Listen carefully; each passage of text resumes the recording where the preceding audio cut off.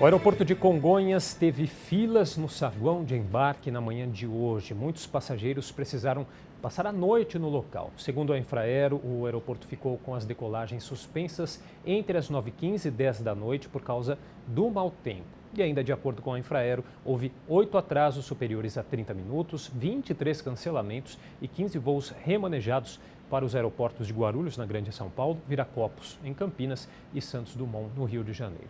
Mesmo após o encerramento dos pousos e decolagens, que acontece às 11 da noite, os clientes aguardavam ainda informações sobre a remarcação dos voos ou encaminhamento para hotéis durante a madrugada. As companhias aéreas confirmaram os cancelamentos e atrasos e disseram ter dado todo o apoio necessário aos passageiros.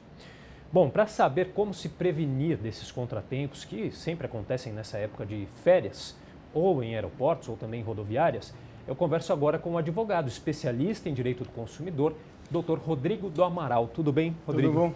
Obrigado. Boa tarde. Boa tarde, obrigado pela presença. Obrigado a você.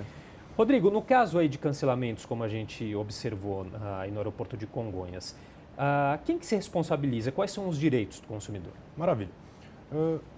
Cancelamento por fator climático, ele até exime a responsabilidade da companhia aérea de cumprir com o horário que ela tinha programado. Mas isso não permite com que ela distrate do consumidor.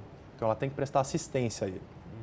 Então, num caso como esse de cancelamento, o consumidor ele tem duas opções. Ele pode desistir da viagem e receber de volta o valor que ele pagou por aquilo, ou ele pode exigir que ele seja realocado para o próximo voo disponível. E nem precisa ser da mesma companhia aérea, pode ser de outra. O que é importante aqui é ele chegar do ponto A até o ponto B. Sim. E no meio tempo, enquanto ele espera esse voo, a companhia aérea é responsável por prestar toda a assistência para ele. Então, se esse segundo voo vai levar 1 hora de atraso, ela tem que fornecer para ele uma facilitação de comunicação. Então, fornecer um telefonema, uma senha de Wi-Fi, internet. A partir de 2 horas, ela tem que dar alimentação. Então, pode ser um lanche ou um voucher com valor suficiente para que ele possa se alimentar. E a partir de 4 horas de atraso, ela tem que fornecer acomodação. Num caso como esse que a gente acabou de ver, teria que ser uma hospedagem, um hotel, algum lugar para que ele pudesse alocar enquanto ele espera para o próximo voo e seguir a viagem dele. E os casos aí, tanto de cancelamentos como atrasos em aeroportos e em rodoviárias, os direitos dos consumidores são os mesmos? Nesse caso, ambos os contratos de transportes, eles são abraçados pelo Código de Defesa do Consumidor. É claro que você pode ter regras específicas para a companhia aérea, que ela está regulamentada pela ANAC, a Agência Nacional de Aviação Civil, enquanto o ônibus está pela ANTT, que é a Agência Nacional de Transporte Terrestre. Mas para esse tipo de caso de atraso e cancelamento, as regras são as mesmas. Então, para 1 hora, facilitação de comunicação, 2 horas, alimentação e a partir de 4 horas, acomodação regular para que ele possa descansar enquanto ele espera para seguir viagem. Caso essas regras não sejam cumpridas, Rodrigo, como que o cidadão deve proceder? A melhor coisa é ele encontrar um advogado que possa orientar ele caso a caso, porque esses casos podem ter peculiaridades diferentes. Então, o advogado vai saber instruir direitinho o que aconteceu ali e como tomar essas medidas, mas sempre as agências regulatórias também têm esse sistema de ouvidoria, elas aplicam multas, elas fiscalizam e elas estão em cima das companhias de transporte para que eles cumpram com esses deveres que eles têm. Agora, há cuidados, né, que os clientes, os consumidores podem ter já no momento que eles fazem a reserva de uma viagem ou até de um passeio que é contratado durante aquela viagem? Perfeito. Sempre que o consumidor ele vai comprar alguma coisa pela internet, ele precisa preencher um formulário, vale a pena ele prestar muita atenção no que ele está preenchendo. Então, o nome corretamente, o sobrenome, os próprios documentos dele, como RG, CPF, quando é exigido, ele tem que ficar atento também com o horário do passeio, da viagem, com o dia, para ele não chegar no aeroporto no dia errado. A boa notícia aqui é que se por um acaso conter algum erro de grafia no nome do passageiro, no bilhete aéreo, por exemplo, a companhia aérea ela deve corrigir esse erro no momento do check-in. Mas para isso, ele tem que ter cumprido, o RG tem que estar correto, você tem que ter como identificá-lo que ele é a pessoa daquele bilhete. Mas a prevenção e o cuidado é o melhor remédio aqui. E quais são os documentos, então, né, que as pessoas devem apresentar aí no balcão da companhia aérea ou na rodoviária quando vão embarcar, né? Tanto em viagens nacionais quanto internacionais? Ótimo. Para viagens nacionais, um documento com foto. Pode ser o RG, geralmente carteira de motorista também serve. Para viagens internacionais, ele sempre tem que estar com o passaporte. É claro que alguns países da América do Sul permitem que o passageiro viaje só com RG. Mas mesmo assim, para não ter nenhum tipo de contratempo nesse momento, vale a pena se prevenir e levar o passaporte para viajar.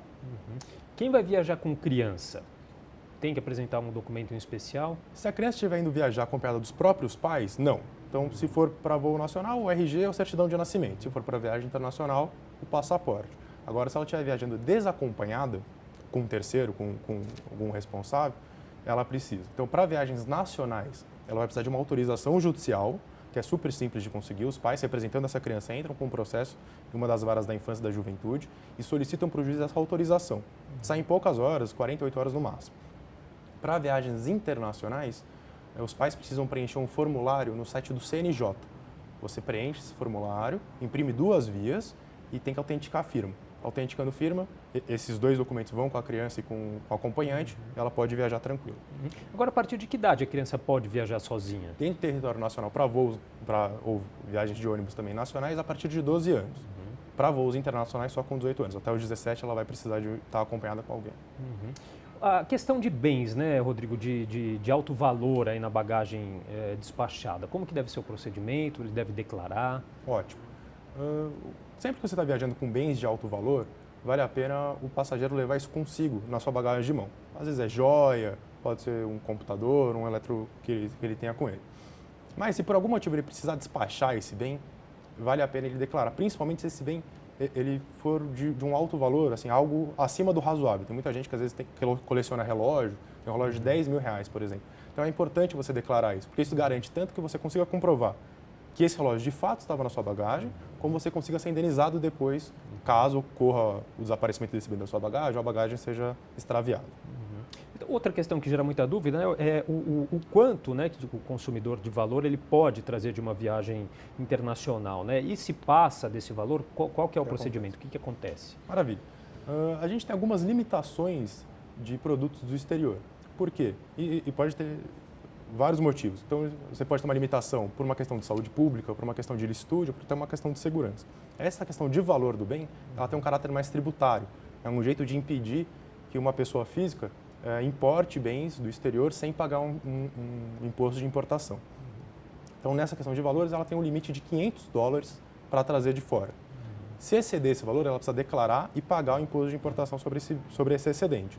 Se ela não declara, o que acontece? Além dela ter que pagar esse imposto de qualquer jeito, ela vai pagar uma multa de 50% do valor excedente desses $500 que ela trouxe na bagagem.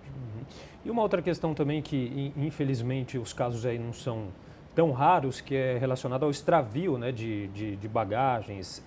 Quem que se responsabiliza nesse caso? Sempre vai ser o transportador, tá? Então, é a companhia aérea ou até a companhia de ônibus que está te transportando. O importante aqui é o consumidor, assim que ele notar que a bagagem dele foi extraviada, ele preencher um documento que tem no próprio aeroporto chamado RIB, Registro de Irregularidade de Bagagem. Ele tem que preencher esse documento, é importante ele até detalhar todos os bens que contenham nessa bagagem, que ele se lembre, para que ele possa ser ressarcido depois no momento posterior. O mesmo vale para quando ele recebe a bagagem, ele nota ou que a mala tem alguma avaria ou que algum bem desapareceu da bagagem dele. Então ele tem que preencher esse mesmo documento, que assim ele vai conseguir ser ressarcido posteriormente. Tá certo. Queria agradecer a participação do advogado, doutor Rodrigo do Amaral, especialista em direito do consumidor. Obrigado. Muito obrigado.